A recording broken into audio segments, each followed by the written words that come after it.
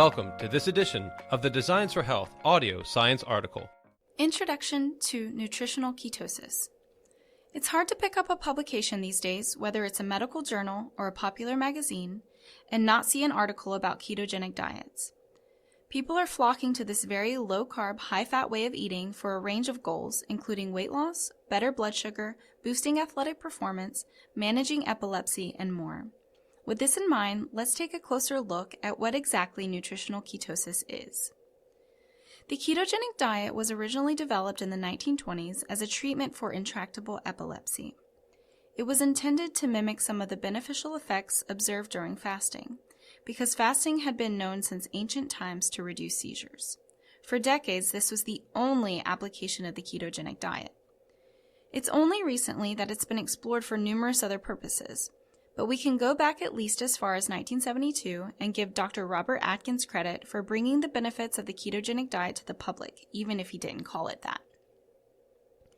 Low-carb diets are also called Banting in the UK and South Africa, after William Banting, a British man whose Letter on Corpulence in the 1860s introduced the public to a weight loss regimen that was low in sugar and starch, but not what we would classify as ketogenic today. Controversy and debate rage online over the definition of ketosis, but two of the most prominent keto researchers, Stephen Phinney, MD, PhD, and Jeff Volek, PhD, RD, put the range for nutritional ketosis at a blood beta-hydroxybutyrate ketone level of 0.5 to 5.0 millimoles per liter. A chart highlighting the levels of blood ketones consistent with other physiologic situations, such as a mixed high-carb diet, overnight fasting, and nutritional ketosis, to the other end of the spectrum, total starvation and diabetic ketoacidosis, can be found on our website at blog.designsforhealth.com/node/935. It's crucial to distinguish between these conditions, because confusion between safe, benign nutritional ketosis and diabetic ketoacidosis has been a factor in hindering more widespread acceptance of ketogenic diets and other ketogenic interventions, such as the use of exogenous ketone salts and esters, as viable therapies among the medical and dietetics professions. Dietarily induced ketosis is quite different from pathological and dangerous diabetic ketoacidosis. Diabetic ketoacidosis occurs in mismanaged type 1 diabetes or late-stage type 2 diabetes involving beta cell burnout when there is insufficient insulin to counteract rising ketone production. In these cases, endogenous ketone synthesis reaches dangerously high levels, resulting in lowered blood pH, causing acidosis that overwhelms the body's natural buffering systems. In nutritional ketosis, however, the blood ketone concentration stays within a safe range and there are no adverse effects on the pH of the blood. As shown in the chart, during nutritional ketosis and medically therapeutic ketosis, ketone levels do not approach those of diabetic ketoacidosis, nor, for that matter, does total starvation in a well-regulated, healthy body. Just because they both have keto in their names doesn't mean ketosis and ketoacidosis are the same things. As Phinney and Volek wrote, suggesting these two states are similar is like equating a gentle rain with a flood because they both involve water. The water analogy is an illustrative one. The difference between benign dietary ketosis and diabetic ketoacidosis is the difference between a gentle spring shower and a catastrophic tidal wave or monsoon. So what exactly is ketosis? At its heart, ketosis is the state of burning fat.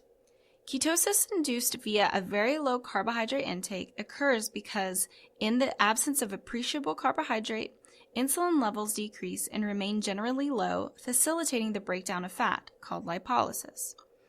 We typically think of insulin as a blood sugar hormone, but one of its most important yet highly underappreciated roles is its role in inhibiting lipolysis. Insulin suppresses hormone-sensitive lipase, a hormone critical for lipolysis or hydrolyzing triglycerides, aka breaking down fat. When insulin levels are lower, lipolysis may proceed more easily. Ketone bodies result from the incomplete oxidation of fatty acids. Under certain circumstances, rather than condensing with oxaloacetate and entering the Krebs cycle, acetyl-CoA is shunted toward ketogenesis.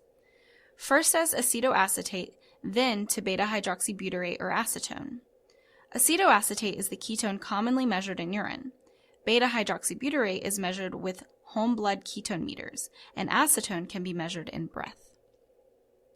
Ketone bodies can also be elevated via ingesting exogenous ketones, coconut oil or medium-chain triglyceride, aka MCT oil, the latter two of which are high in or exclusively contain medium-chain fatty acids, which are digested differently from other fats and are more easily metabolized into ketones. The majority of ketogenesis occurs in the liver, but the liver does not use ketones. Rather, it exports them for use in other tissues, most notably the brain, skeletal muscle, and cardiac muscle. The human body is no stranger to ketones. A biochemistry textbook couldn't have said it more clearly. Many tissues prefer to use fatty acids and ketone bodies as oxidizable fuels in place of glucose. Most such tissues can use glucose, but prefer to use oxidized fatty acids and ketone bodies. Alzheimer's researcher Sam Henderson, PhD, posited an interesting idea stating the following. Throughout much of human evolution, ketosis likely served as a valuable survival mechanism to fuel brain metabolism during times of food scarcity.